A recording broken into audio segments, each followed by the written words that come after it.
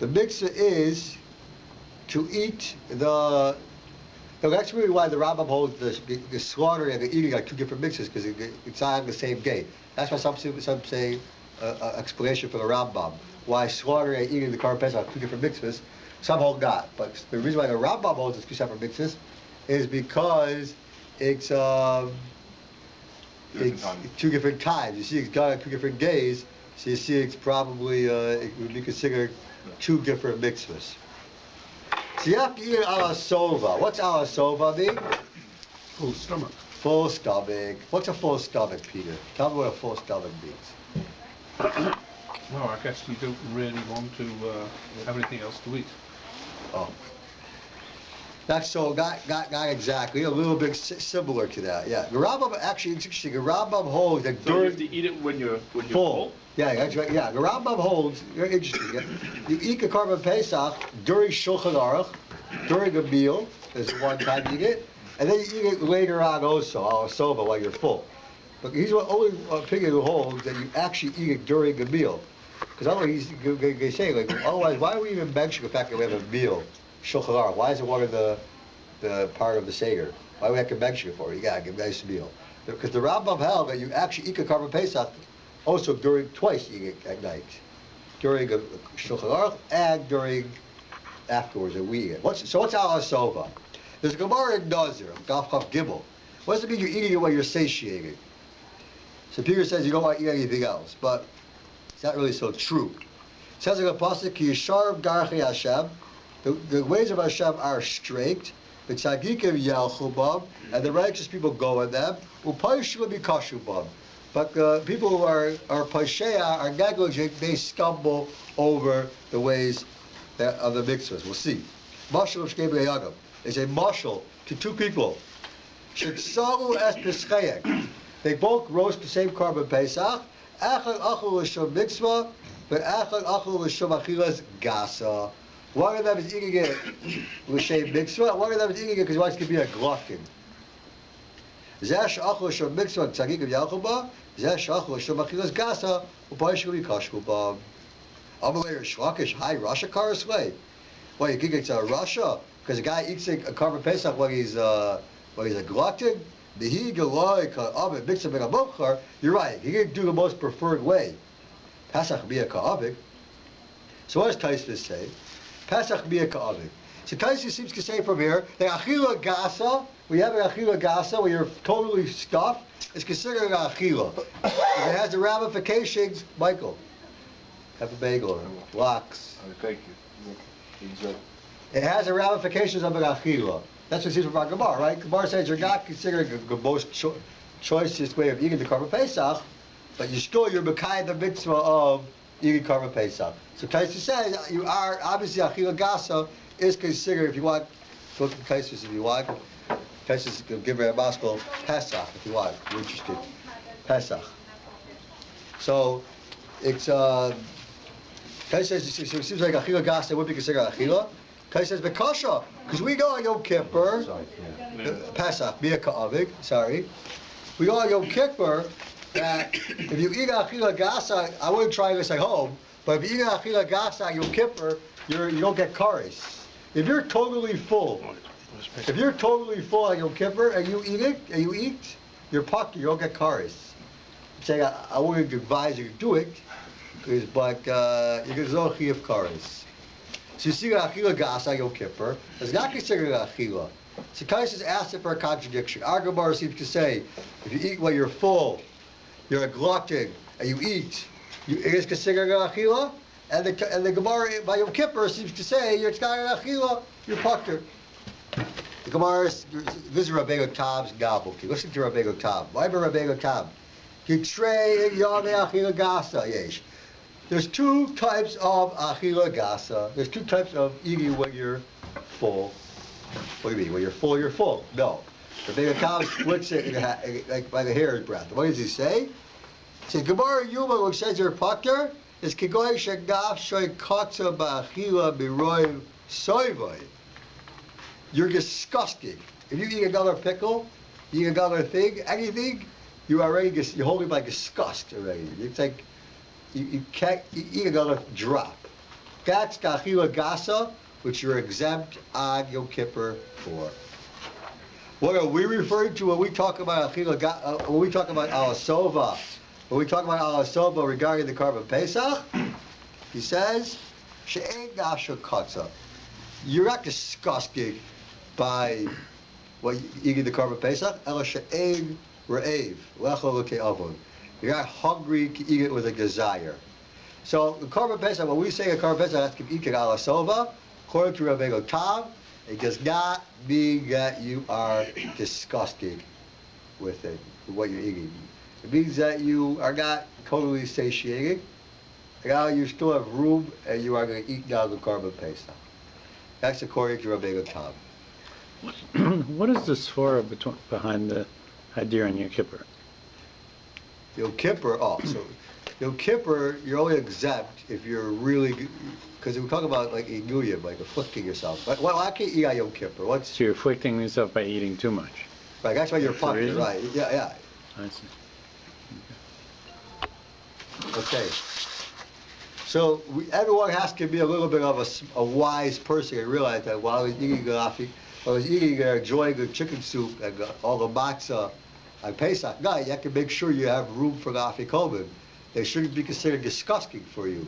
Well, you eat afikomen, which is as a remembrance for the Korban Pesach. You have to make sure that you a little bit enjoy the last kazayas that you're going to eat for Korban Pesach. Otherwise, it could be won't fulfill the mitzvah. Right? Okay. Let's continue out of the chinuch. V'sharshe mitzvah zu. What's the shirish of the mitzvah? The root of the mitzvah. Kagesha yizkur ha-Yehudim. In order that the Jews should remember, v'olam forever, hagisav ha-gedolim, the gisav, the miracles, sha'asa lev Hashem b'yitzis Mitzrayim, that God made for us in Mitzrayim. The Cheskuli actually says that every single part of the Korban Pesach was to make fun of the Mitzrayim, of the Egyptians. We took their gag, right, and You tied it to the bed. Exactly. Tying it to a bedpost. Imagine tying a goat or a lamb to a bedpost for a couple of days. You have to take it out of the tent, slaughter it on the 14th. So if you have a goat in your house for 14 days tying up, it's going to make a big racket. So it was like a little bit in your face. That was the point of the Cheskuli speaks out. Every single aspect of the Korban Pesach was to remind the Egyptians that we were making fun of you. Like it's a lag to make fun of the Egyptians. Okay. Gigya mitzvah. The gig of the mitzvah. Kigoi, for example. What's the gig of the mitzvah? The gig of the mitzvah is when do you do it exactly during the day? So we said before, that has to be done after the Tamid Shomei Arbayim. This was the only carbon brought after the Tamid, which was brought in the afternoon. Right? Every Tamid Shomei Arbayim, which was brought in the afternoon, was the last carbon of the day, always in the Beis Hamikdash. But only one kind of exception was Erev Pesach. Erev Pesach was the one exception where we say that it could be brought afterwards. L'chachila. But yeah, but you can bring it also before the carbon Shomei Arbayim. But l'chachila, you should bring it afterwards. It has to be gishchat b'sholosh kikas ba'azar, like you say. It has to be in 3 groups. What, right, Peter? What's 3 groups about? Why have to... Well, that's on Motzi Shabbos. No, always, I think. No, only Motzi Shabbos. Only Motzi Shabbos? Because the 3 groups meant that you could slaughter on Shabbos, but you weren't allowed to carry the carcass on Shabbos, so you had to wait till the end of Shabbos. So what are you going to do? They normally, a group went in and shechted, and then they carried it home. And the second group went in and shechted, and then they carried it home. But on Shabbos, Motzi Shabbos, they all had to stay in the Beis Hamikdash. So you need 3 groups. You needed, that's how you did the 3 groups. Otherwise, you just, continuous line of slaughter. Right. Get it slaughtered, strip the carcass of the skin, and then off home to slaughter it. But everybody else is going to leave. Everybody on Motzi Shabbos, because they're not allowed to carry the carcass, is going to have to leave at the same time as soon as it's safe. Okay, fine, very good. But so they describe in the Gemara about the what are you going to do with the three groups? So one of them, I remember, stays in the base of Mikdash. Right. I can't remember the other two. I think the other two in the courtyard or something like that. Right. If it's Doicha Shabbos, if it's Giri Beguyo, right? Everyone has to be appointed over the Korban Pesach, right? Everyone has to be. You can't eat. I can't eat yours. You can't eat mine. You have to be part of the group before that. You have to be Bagui. Kriyas Halal. Very interesting. What they do by the Korban Pesach is to eat a Korban Pesach in the house, but it was very stuffy. It was very, it wasn't a lot of room. They didn't have big houses. There was a lot of people. So what they do? They went upstairs to say halal on the roof. They left the house, they went on the roof. So it's very interesting because we passed. You're doing the Seder halal during the Seder. Yeah. They didn't stay downstairs. The men went upstairs to say halal. The Rambam pasking that we open the door by Shvocha Mascha. We open the door after, before halal, right? They break hollow and we break hollow. By halal. We do it by the fifth cup. By fifth. No, not by the fifth. Yeah, by the kosher. Kosher, that's it, right. So. But we break hollow, right? That's your point. Right. The second part. Before the second part. They went upstairs. After the second part. After the second part? We say. Yeah, we say halal, right. By the fifth cup, which is just after halal, said right. halal. So the question is, why are we doing it for? To show that it's a leil shiburim, that we're guarding tonight, that we don't need to be we don't have to be guarding. We have to worry. So the question is on the Ramah. So why does the Ramah say do it then? Do it at the beginning of the night. Why would you wait till the end of the night to show down to leil shiburim? Why you do it at the beginning of the night? Good question. It's a funny. The Rambam Paskis, you do it towards the end of the night, right before you're about after halal. So but after the food's been eaten. Having Ezekiel, yeah, you want anyone coming steal your food, maybe. So the answer is exactly what we're saying now. To remember that we used to eat a Korban Pesach, and then we used to go up on the roofs to go say halal. That's what we're trying to symbolize. That we eat a Korban Pesach. And now we're opening the door to symbolize that really we wish we could go upstairs on the roof to say halal like it used to be. No, not really. Akalal come, no. I also got God should be shvocha mascha. Hashem should pour his wrath on the people, on the enemy. Okay. And they used to blow chatzaitzris, that's the next thing. Or kikiyas chatzaitzris. They used to blow trumpets. Yes, pratel, v'vorar b'sachas p'sachim. Okay, here's a very interesting last paragraph. The gahagas b'schar b'gakevus, everyone must get a Korban Pesach, males and females. So, sorry, just to go back to the Hallel.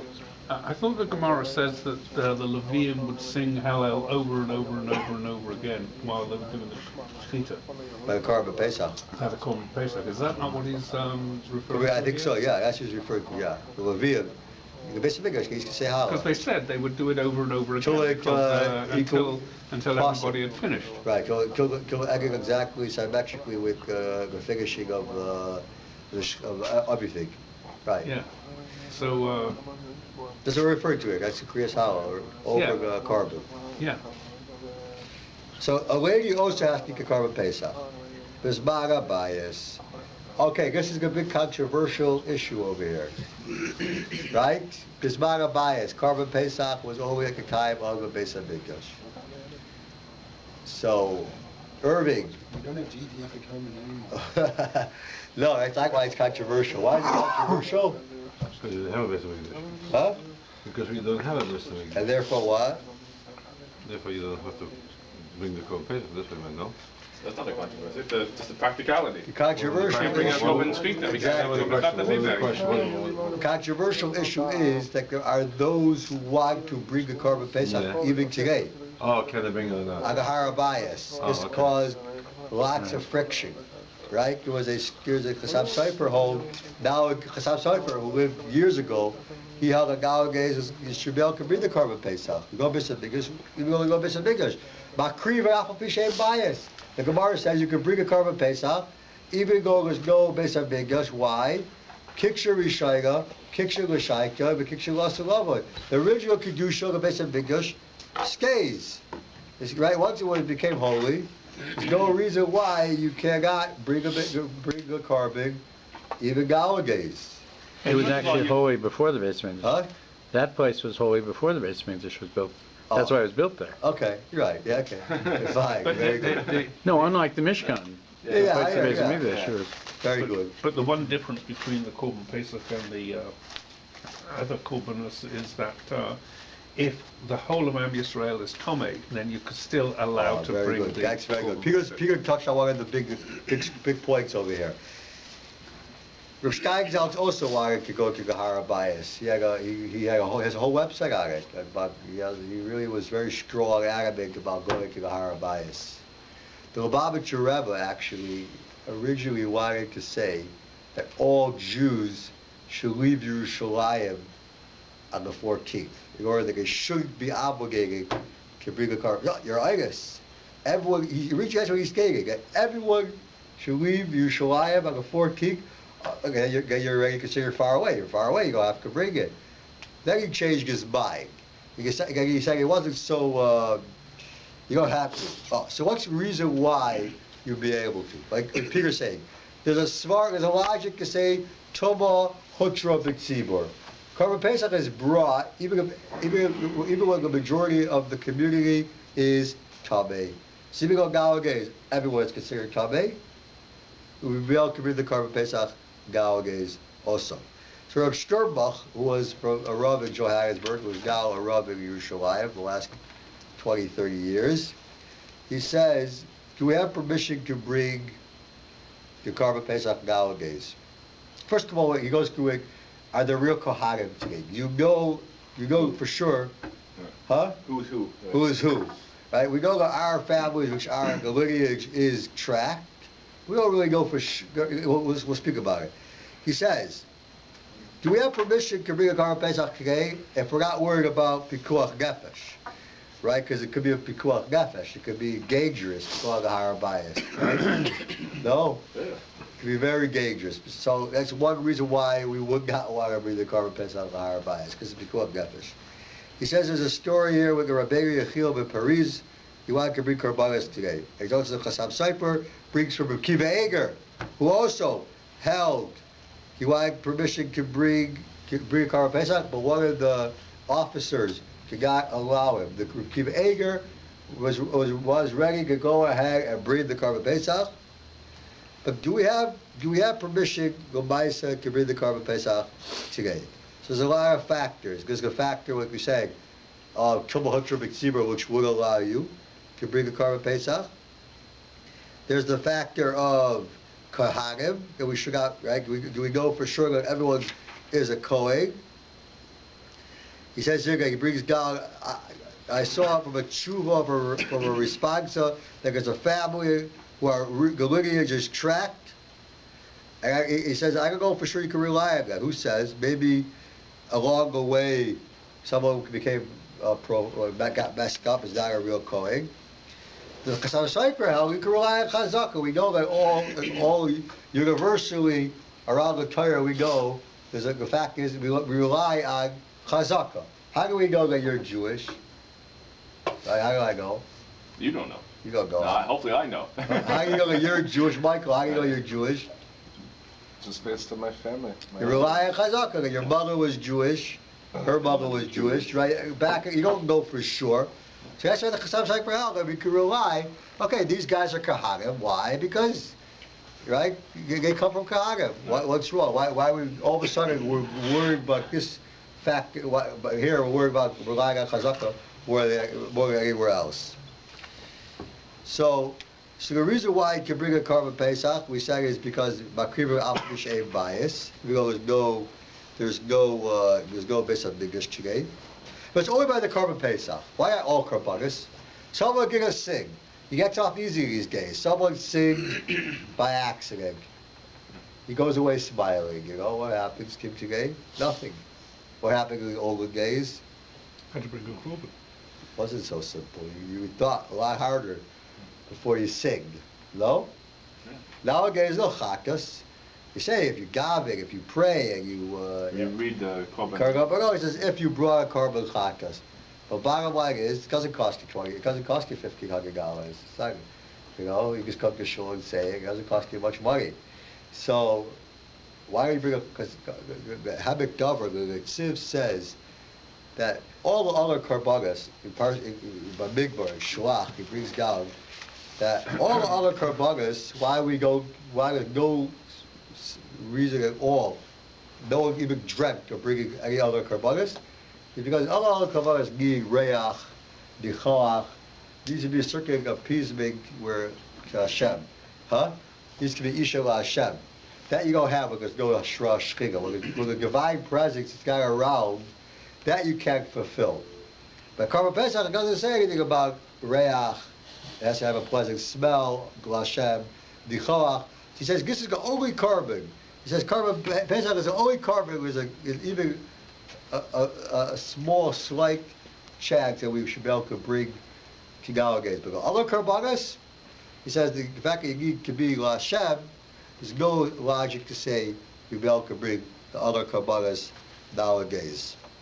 That's what he says over here in Parsha Shuach. So let's get back to a little bit more in the Chinuch, and we'll finish up. Could I just ask you a question? Yeah. So, first of all, the first Korban Pesach happened outside. It happened in Mitzrayim. So why would we even think that you even need to go to the Beis Hamikdash? Why wouldn't you think that you'd be able to do it anyway? That was before the Torah was given, right? Right. So, different laws probably, no? Does it? I don't know. I mean, because the commandment was to slaughter it on, Moshe commanded everybody to the same day, right? To do it on the 14th. On the and 14th. Right. So I don't know where this possibly comes from. If it comes from after, does it come from the part where the repetition of the laws come in, or does it come from Before. in the Shmos where Moshe is commanding the people what to do? So I'm just wondering. Right. Yeah. I'm just wondering if. Good question. Yeah. Is that you would think that you would learn from earlier on that the korban could be brought anywhere, right? It doesn't have to be brought. That's specifically Yerushalayim. And even it says in the Azara, right, in the courtyard, there was different areas, right, of the Beis Hamikdash that had different levels of kedusha, and I don't think all the other korbanos were brought in the courtyard. They were brought inside, right? Weren't they done inside the inner area? Yeah, of the some Beis of them were, yeah. Right. Depending on which ones. Right. So you would think it's almost like also a step away from, from a more a higher requirement. Higher Right. korbanos. Right. Well, that was just some. The person, amazing, by purpose, he does not bring a Korban Pesach. What does he get? Chorus. Kares. B'shagin egg baby korban. It's one of the three things that amazing. You get kares, but you don't bring a chakas if you do it on purpose, by accident. You don't get, right? It's Korban Pesach. Someone who blasphemizes Hashem because they bring a chakas, because of peshogeg, and mila. If you bavakel mila, you don't bring a korban chakas if you do it by accident. The mitzvah is asay, you get chorus. Well, Mila you couldn't It's do. the mitzvah is Mila- asay, you get chorus. Is it two? The only The mitzvah mitzvah saying asay, you get chorus. chorus, yeah. Mila is every second chatas. You'd have to say that. Yeah. You'd have to bring, Keep on bringing a the million chatas. chatas. Yeah, well, actually, you become a shogeg. Right. That's what I'm saying, though, right? 'Cause Yeah. if you have a shogeg, if you didn't know, and then you say somebody tells you. Every second you have chorus, really, also. Right. What happens if a person becomes bar mitzvah, child becomes bar mitzvah this year, let's say, in between the two korban, sorry, every year, in between the two korban Pesach, Pesach Rishon, Pesach Sheni, right? Because we go with Pesach Rishon, Pesach Sheni. A person was a katan, a child, a minor, when it was the first Pesach, and then he became an adult, became bar mitzvah when it came time for Pesach Sheni, Yud year. So So what's his obligation? what's his obligation? Because you can bring the second time around. It would be first time. Right, so the Rambam holds You go, if you get it the first time, you don't need to bring it on Pesach Sheni. If you did it. Yeah. How would you do it if you're not a? You're saying It you're was- not old enough. You're not a bar It mitzvah. was brought for you. Right? If you were part of the Your father brought it. Huh? Your The father- group. Yeah, your for group, you. right. So the big kasha that they all ask on the Rambam is, what's given you a shaita? A fool, we go, the guy was a fool on the first Pesach. And then he got better, he saw some help. He got better, you gotta bring a second time, for sure. It doesn't help you, the fact that you were a fool the first time, it doesn't help you. See, they remain with a tzarech, they leave off with a kasha. Maybe you could say that a katan, it will end up for sure becoming a goggle. So some type of logic like that. A katan will end up, he's included because he'll end up becoming a goggle. But a shaita, it's not for sure that he'll end up growing up. He'll end up getting better. So you're talking about a boy who's 12 at time of Korban Pesach. You got a Nisan. Right. And then you got an ear, he becomes a goggle. Right. So if he didn't eat, or if No, he ate shaka the first time, because that could bring a price of shady or not. Because that could bring a second time. Because was he yikes or not? He fulfill his. but why wouldn't he? I'm missing something here. Why Because would? he's a cocktail. He's not included. But did he eat or not? Did he? I No, don't. he ate. But he didn't have an obligation then. Oh, that's the Shiloh. Well, how can you Rambam say? How can one say it's an obligation? You're if he didn't have right, it before? Right. If you're And a the cocktail. purpose of Shani is that you had the obligation and you couldn't do fulfill You're it, August. so now you fulfill it. Right. In his Here- case, he didn't have an obligation. But I guess the question is also b'mezid. If somebody didn't go b'mezid, if somebody specifically didn't do it on Rishon, can you go on the second? Because the initial purpose of it was if you weren't able to. August or Gareth Choker. But presumably in the laws of Pesach Sheni, you have to be obligated on the first Pesach. Not according to the law. Right, he's saying a cocktail, a child. It would not be required to. The child is a child. It seems like the Rambam says that you don't have to bring a Pesach Sheni if you Yeah, do it. because is the law not that you have to be obligated on the first one and you fail to bring it because of an illness or some other reason, and then you're going to bring it Pesach Sheni. But the point is, if you weren't obligated like a cotton or a gear on the Right. first Pesach, then you are not obligated to bring it in the next Pesach Sheni. Right, so but cocktail, you weren't really obligated. You weren't, so therefore the laws of Pesach Sheni do not apply to you Right, he doesn't get to bring it the second one, right? Can't, he doesn't. because you weren't obligated by The the same would be true for a ger who Gare is a very Yeah. important point, yeah. Okay, we'll stop here.